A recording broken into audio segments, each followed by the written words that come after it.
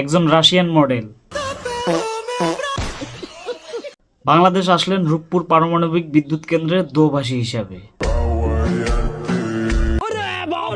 তারপর বাংলাদেশি এক বিবাহিত ক্রিকেটারের উপরে ক্রাশ খেলেন। যাকে বিয়ে করতে চায় সে বিবাহিত। এরপর বাংলাদেশের বস্তি মিডিয়াগুলো তাকে নিয়ে নাচানাচি শুরু করলেন। বাঙালি পুরুষ। বাংলাদেশের বড় বড় ব্র্যান্ডগুলো তার উপর ঝাঁপিয়ে পড়লেন। সেও বুঝে গেলেন যত ভাইরাল তত ব্র্যান্ড, আর যত ব্র্যান্ড তত টাকা। শুরু করলেন বস্তিগিরি। কখনো মেট্রো রেলে গিয়ে উল্টো করে শুয়ে থাকেন, কখনো বা অপরিচিত কারো কোলে শুয়ে পড়েন, কখনো রাস্তার মাঝখানে গিয়ে ড্রেস চেঞ্জ করেন, কখনো রাস্তায় দাঁড়িয়ে দাঁড়িয়ে টিকটক করেন। এই তো কয়েকদিন আগে রাস্তায় ধরে একজনের পেটালেন। চিনিস আমাকে?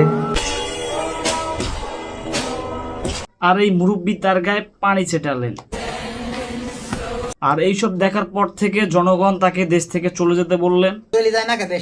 তারপর সে মিডিয়ার সামনে এসে কান্নাকাটি শুরু করলেন।